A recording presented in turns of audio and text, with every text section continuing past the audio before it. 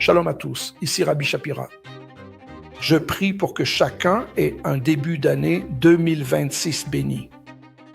Mais avant de quitter 2025, j'ai décidé de vous diffuser cette vidéo. Elle concerne la rencontre entre Benjamin Netanyahou et le président Trump. Que pouvons-nous apprendre de cette rencontre? Je veux vous montrer aujourd'hui, très brièvement, quelque chose en rapport avec la prophétie. Je vous encourage à lire La chute d'Édom, le nouveau Hamas, et à vous préparer à lire mon nouveau livre, 1000 remèdes à Emouna, qui peut dès à présent être précommandé. Donald Trump a mentionné quelques points importants auxquels nous devrions prêter une attention particulière. Premièrement, le Hamas. Il avait dit que le Hamas devait se désarmer, ce qui n'a pas encore été fait. Deuxièmement, Donald Trump a mentionné ce qui concerne l'Iran. Il parle d'une attaque imminente contre l'Iran. Un affrontement se prépare entre l'Iran et les États-Unis. Et troisièmement, la Turquie. Le président Trump dit que le dirigeant de la Turquie et lui sont de bons amis et qu'il n'a aucune objection à ce qu'il fasse partie du plan 2 pour Gaza. Qu'est-ce que cela signifie? Et quel est le lien entre l'Iran, la Turquie et le Hamas? Ces trois éléments semblent n'avoir aucun rapport entre eux, mais en fait, ils en ont. Aujourd'hui, je voudrais vous révéler une prophétie glaçante du Zohar concernant les jours à venir, afin que vous compreniez ce qui s'annonce. Un grand et futur affrontement se prépare entre les fils d'Ismaël et les fils d'Ésaü. Écoutons ce que le Zohar nous dit à ce sujet. Le Zohar nous en parle et si vous désirez le vérifier, cela se trouve dans le Zohar Radash, Parasha Balak. Il est dit qu'il y aura une guerre finale qui sera divisée en 3 parties, comme la Première Guerre mondiale, la Deuxième Guerre mondiale et la Troisième Guerre mondiale. Mais à la dernière étape, ce sont les fils d'Édom qui viendront et prendront le contrôle de la Terre Sainte. C'est quelque chose de très important auquel vous devez prêter attention. Et pendant cette période, ils prendront le contrôle du pays pour une durée comprise entre 12 mois et 3 ans. Les rabbins ne sont pas très clairs à ce sujet. Cette prophétie est à nouveau répétée par Rai le Gaon.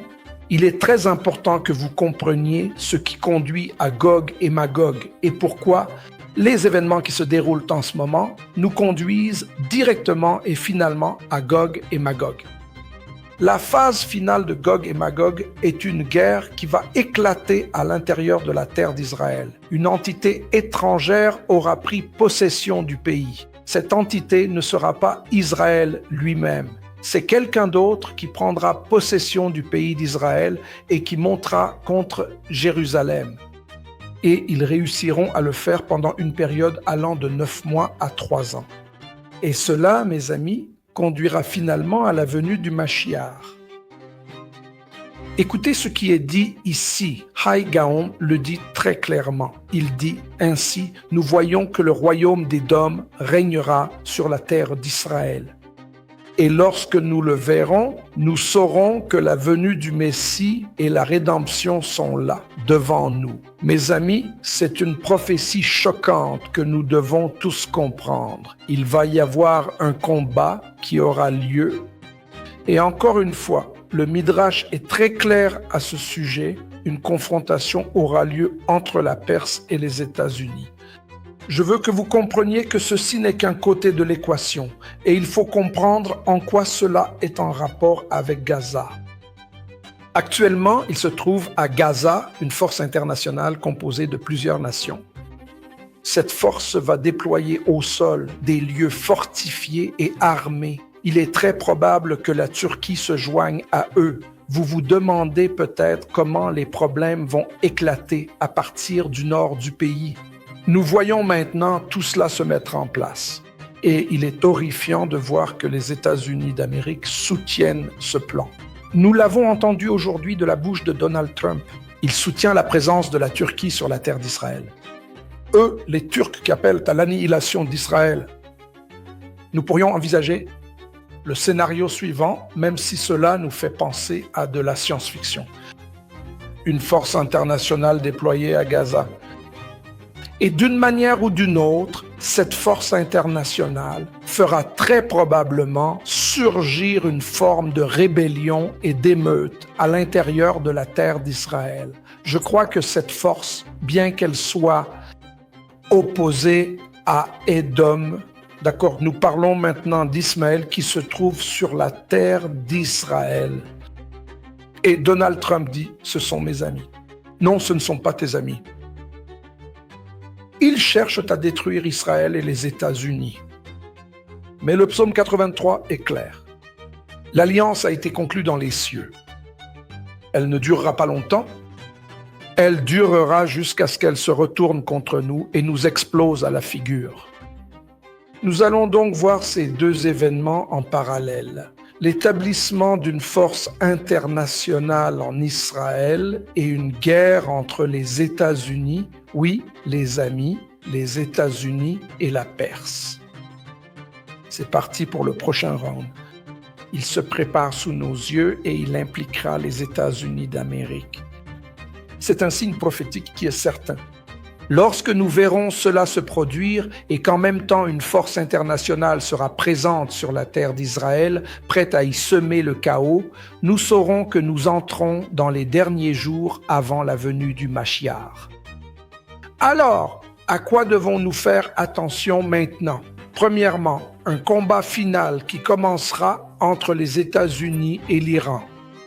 Mes amis, c'est un combat entre Ésaü et Ismaël qui doit avoir lieu. En même temps, Ismaël va être réveillé et Édom va être réveillé. C'est incroyable. Nous parlons de deux forces internationales. Nous parlons d'Édom et d'Ismaël.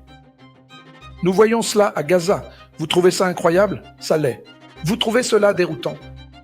Ne soyez pas confus. Ces forces vont inévitablement s'affronter, se mélanger, provoquant un mélange et un chaos dans le monde à la fin des temps. Et jusqu'où cela nous mènera-t-il?